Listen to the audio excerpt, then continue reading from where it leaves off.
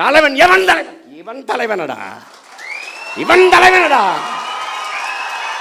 இவன் தலைவனடா. எங்களுக்கெல்லாம் ஒரு பெருமிதமும் திமிரும் இருக்குடா. என்னடா என்னங்களை சொல்ல முடியும்? புறம் பேசுவ, அவதூறு பேசுவ, பொய்யை பரப்புவ, கட்டமைப்ப, வேற என்ன பேசுவ நீ? திரள் நிதி திருடர்கள். திரள் நிதி திருடன் இவ்வளவு நாள் சொல்லிக்கிட்டு இருந்தவன் யாரு? திருட்டு நிதிக்காரன். இப்ப சொல்ற ஐயோக்கியப்ப யாரு? பிளாக் டிக்கெட்காரன்.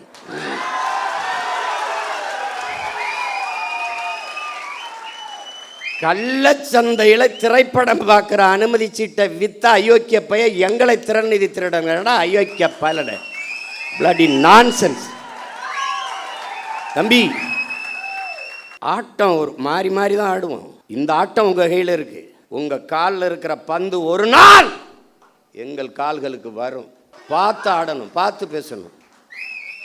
வாதத்தில் தோற்பவன் அவதூறை கையில் எடுப்பாங்கிறான் சாக்ரட்டிஸ். இவன் அறிவு கட்ட மேலவன். நம்ம கேள்விக்கு பதில் தானே சொல்லணும், சொல்ல தெரியாது. தெரியாதா? அவர் பொய்யா பேசுவார், ஒரு பொய் சொல்றார். திரள் நிதி, திரள் நிதி ஆமாடா, மக்கள் இயக்கம் மக்கள்கிட்ட இருந்தாண்டா பெற முடியும். நீ வாக்கு என்ன நீ ஏவாடா குத்திக்கிட்ட? மக்கள்கிட்ட தானடா கேட்ட. அப்புறம் நான் வாக்கையும் கேட்குறேன், வலிமையும் கேட்குறேன். இனமாகவும் பணமாகவும் என் மக்கள் தான் எங்களோட நிற்கணும். கட்சி காசில் ஒரு தேநீர் இருந்த மாட்டோம்டா நாங்கள். திரள் நிதி காசில் இன்னும் கார் வாங்கிட்டா இன்னும் உங்கள் ஆத்தா பத்தா தாலி எடுத்து வித்தாடா வாங்கணும். என்னடா பென்ஸ் கார் வாங்கிட்டாரு சீமான். பென்ஸ் கார், ஃப்ளைட் வாங்கி ஓட்டப்பாரு. ஃப்ளைட்டு சொந்தமாக ஃப்ளைட். எங்கள் அம்மா எங்கள் அம்மா தமிழ் செல்வி சொன்னாங்கல்ல, சோழனா பை போட்டு தேஞ்ச ரப்பர் ஒரு செருப்பை போட்டுக்கிட்டு அப்படியே பழைய ஜிப்பா போட்டுக்கிட்டு இப்படி தாண்டா பேசியிருந்தான். 7 லட்சம் மக்களை திருச்சியில் திரட்டி தமிழ் தேசிய அரசியல் பக்கம் நிறுத்துக்கான ஒருத்தர், ஒரு சாதாரண மகன். ஏண்டா எங்களை இந்த சும்பப்பல் உலகம் பூரா எத்தனை கோடி மக்கள் எங்களை உயிராக நேசித்து பெத்த பிள்ளை போல நேசிக்க எத்தனை பேரன்பு கொண்ட எங்கள் சொந்தக்காரர் இருக்கான். அவன் என்னடா இந்த காரு, இந்த பிச்சைக்கார காரு நாங்கள் வேணாம்னு வச்சுருக்கோம்டா. அதெல்லாம் வேணாங்க, எனக்கு இது போதும் அப்படின்னு.